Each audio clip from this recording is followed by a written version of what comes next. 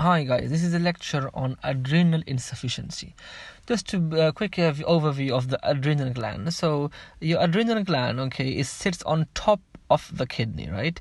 Adrenal gland, okay. So you have two layers. Okay, imagine this is the adrenal gland, and the inner part is called the medulla, and the outer part is called the cortex. Okay, so in here, this is the outer part, the first three layers.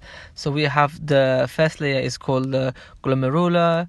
We have the basically fasciculator, reticularis. These are 1, 2, 3 layer. Okay, so this is the outer part of the adrenal gland. Okay, and the first part, you see, it makes aldosterone. Aldosterone is very important. You see, aldosterone maintains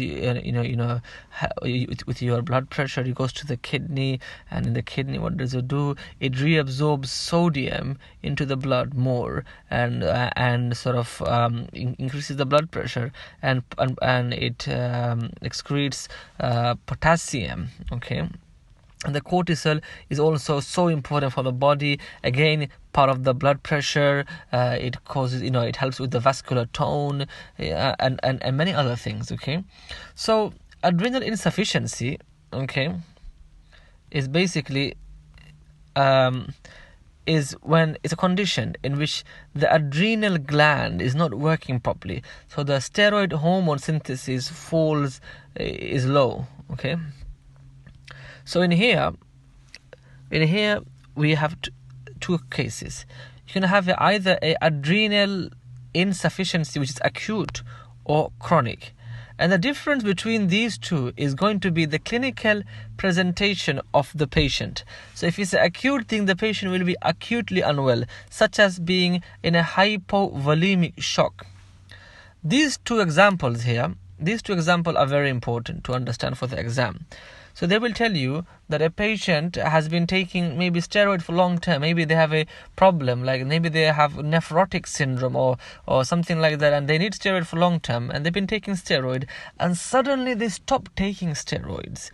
Okay, so suddenly they stop taking steroid. Then what happened? They have a acute adrenal crisis. They have a adrenal crisis in which they become hypotensive. They become very, very dizzy. They get it's because of the sudden withdrawal from steroid. And as I said to you, steroid, which is cortisol, is very important for blood pressure. And because the adrenal gland has, for so long has been, basically not being used as it should be, because adrenal gland, among the main thing, it makes cortisol, right? But if you are taking already steroid, then the function of the adrenal gland, the natural function, goes down, right?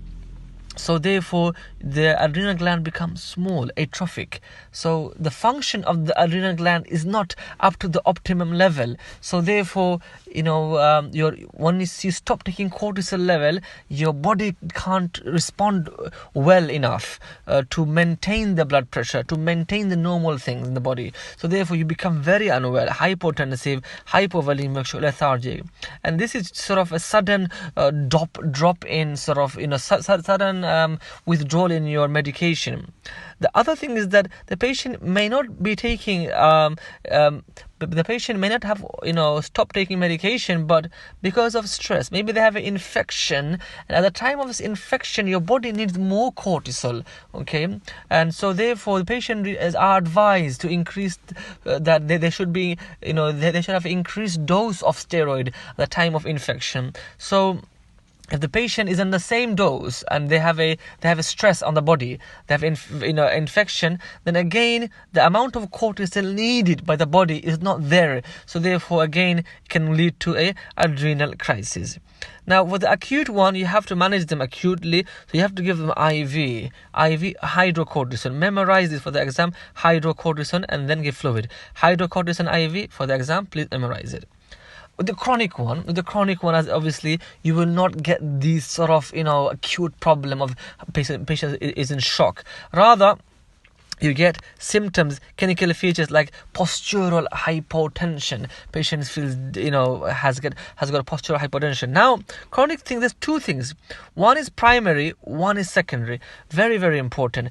Now, both of them, what are they? Adrenal insufficiency. The adrenal gland is not working properly. But the difference is very important. Primary, there is a very heavily focused in Plab 1 exam, GMC Plab 1 exam, heavily focused primary. Primary one is, you basically imagine this is the adrenal gland, okay, and it's an autoimmune, so antibody sort of attacks it, all right. And the adrenal gland, as you know, the outer part, which is your cortex, what does it do? It makes cortisol, right? It makes cortisol.